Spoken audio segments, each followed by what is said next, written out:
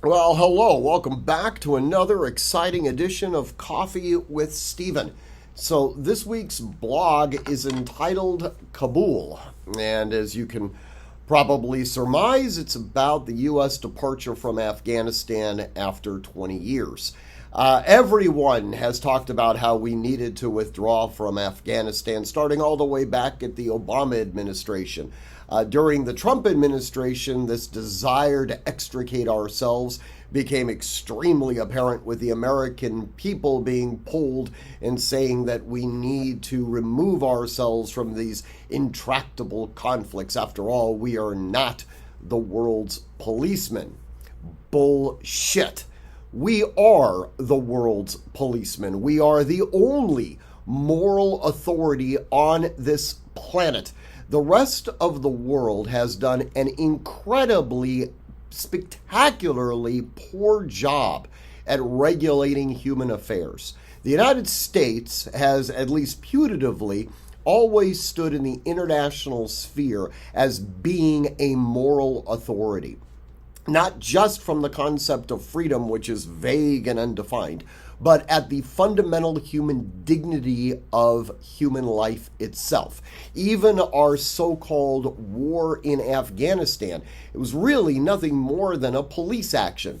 We'll go through from the very beginning in the Ottoman Empire all the way up to our present situation in Afghanistan, or what had been our present situation, to kind of articulate the timeline and what had actually taken place. Remember, we didn't go in to Afghanistan for the purposes of nation building or anything like that. We went into Afghanistan for one singular purpose, and that was to decimate Al-Qaeda after they sucker punched us on 9/11.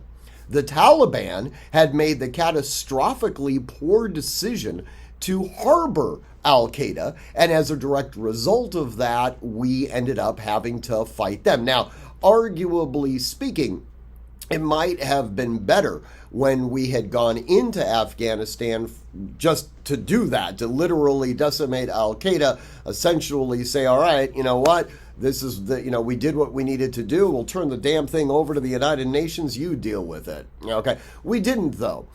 Part of the problem that the United States has always had is that we have a very difficult time sort of establishing and ensuring long-lasting peace. We did a wonderful job following World War II. We understood exactly what was going to be necessary to pacify both the Germans and the Japanese.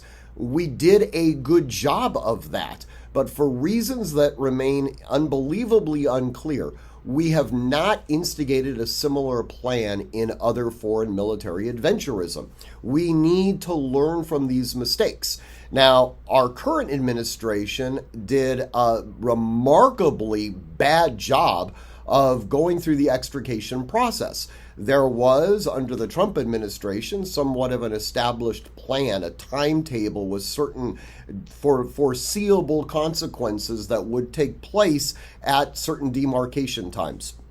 That was largely scrapped by the Biden administration, and this mentality of let's take the military out and then let civilians try to fix it was and is utter chaos, and now we see the direct result of that. It's really a dark stain on not only our current administration, but also on the United States in general. We do have a responsibility to clean up our mess. Apparently now we've effectively abdicated that. This is going to have long-term consequences. Developing alliances with the United States is going to be much harder going forward. The joke had been during the recent election that President Trump had made it very, very difficult for the international community to form alliances and things like that.